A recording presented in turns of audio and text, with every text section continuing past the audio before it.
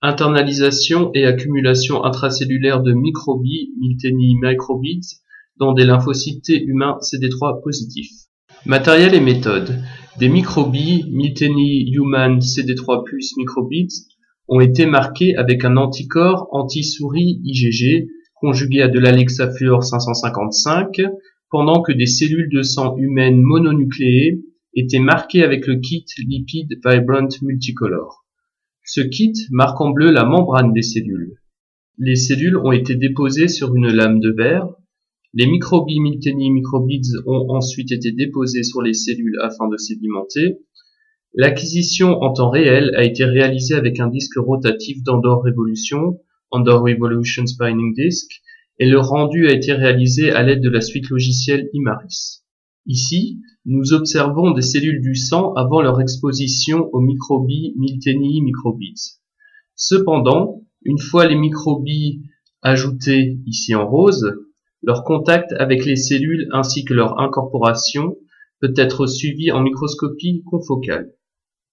La représentation en isosurface facilite la visualisation des cellules et des microbilles Miltenyi human CD3 microbeads. Intéressons-nous à une seule cellule. L'image en haut à gauche représente l'image en confocale de la cellule.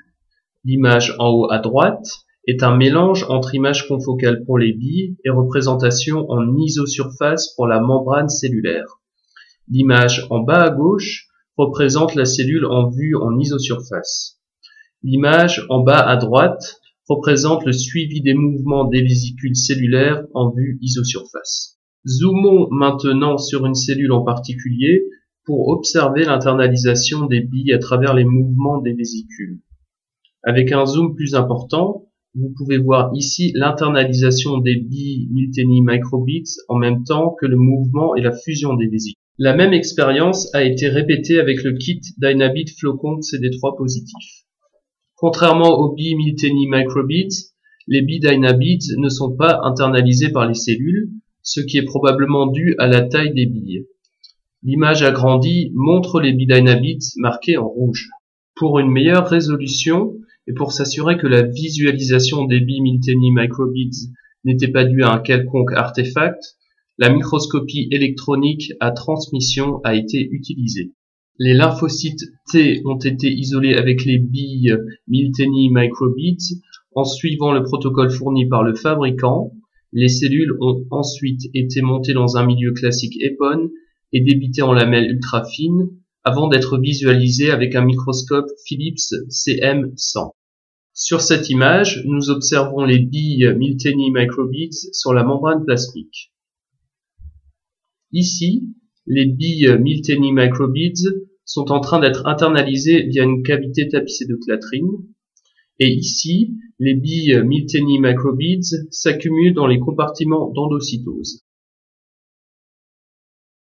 Ici, les flèches indiquent le mouvement des vésicules contenant les billes Miltenyi microbeads.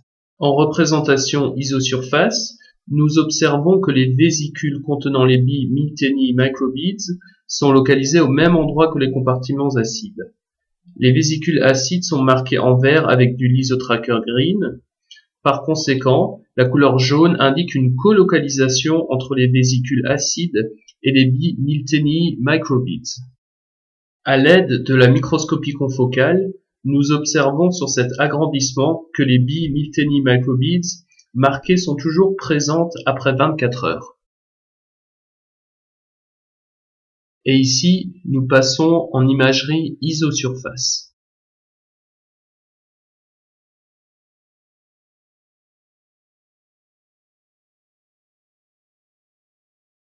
Contrairement aux billes Miltenyi microbeads, les billes Dynabeads ne sont plus détectées dans les lymphocytes T après 24 heures, ce qui est dû en grande partie au mécanisme de relargage des billes Dynabeads. Pour conclure, nous vérifions par microscopie électronique à transmission que les billes Miltenyi microbeads sont toujours présentes et non dégradées dans les cellules après 24 heures.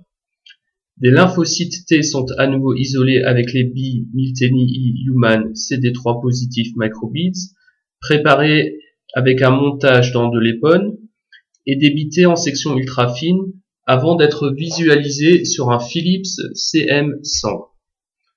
Ici, nous pouvons voir que les bi-Miltenyi microbits sont toujours présents dans les lymphocytes T après 24 heures.